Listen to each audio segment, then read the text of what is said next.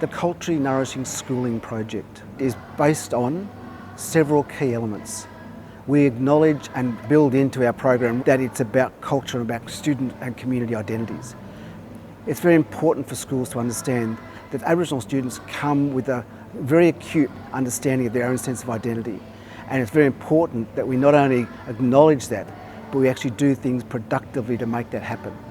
It's nourishing because we know that when schools really attend to those issues, when schools attend to understanding student aspirations, when they attend to understanding students' absolute desire to learn language and to be involved in culture and be involved with community, that those things nourish their identity, they nourish their capacity and their aspirations.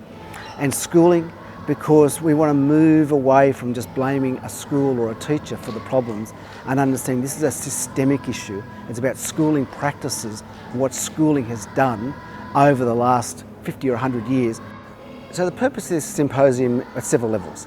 First one is for schools to come together to meet each other in person, which is the first time in 18 months we've had that opportunity, to hear what the other schools are doing and to sort of listen to how schools have addressed the foundational issues that we've been working with them. We're also looking to introduce some really topical issues for the schools to consider, how they're going to engage and understand all the debates that are going to be swirling around the country in terms of the Uluru Statement and what that actually means for schools and what does it mean for this project. A second big issue is the issue of student identity and language and culture, and that's one that we know from the research is a really significant issue, one that doesn't get a lot of airplay, but we want to take that forward with the schools. And so we brought to this symposium, obviously the key players in the schools, the people who have been doing the hard work, the cultural mentors who clearly have been working with the teachers side by side, school principals who obviously have been supporting the project, but also an array of other people who are very interested in the project, people who are funding similar sort of programs to us and are very keen to hear about the success of the project.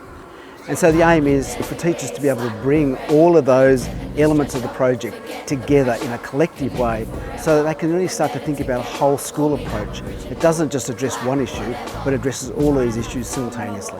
CNS is an important project in schools because as teachers we often get bogged down with all the admin side of teaching responsibilities, and being a part of the project really just hones us back to be able to refocus on the kids, particularly our Aboriginal kids, re-engaging with community and making sure that our teaching resources and relationships reflect the needs of our community and kids in our schools.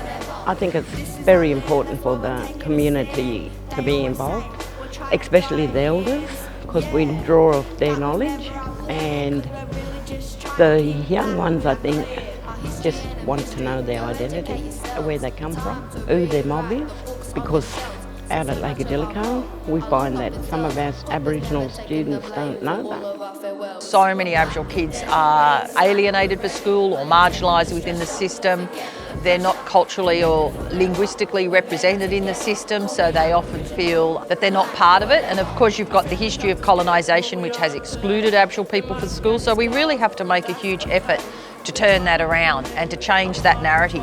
And so by calling it culturally nourishing, it was all about nourishing culture, nourishing spirits and nourishing learning. And the idea is that it's Aboriginal community led, and the parents and the families and the students have a really big say in what's happening at the school.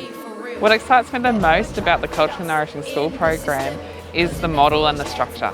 That it is a combination of looking into current research, having the opportunity to discuss that as colleagues, to apply the learning. It's something that I've been looking for my career. The confidence from the staff that are involved with the CNS program has been tremendous. They are more confident working with the Aboriginal kids in the classroom, and it's good to see that they're passionate about the work that they do in working and teaching the Aboriginal kids. I think it's like we can open up about things that are like, I don't know, we can't mostly open up about. Learning about country and finding ways to integrate that into my teaching is the most inspiring aspect of it.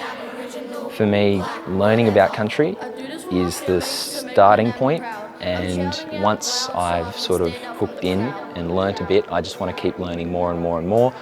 And the more I know, the more it seamlessly fits into what I do as a teacher every single day. So it's inspiring to see the way that that knowledge filters in through what I do and seeing that it happens so easily.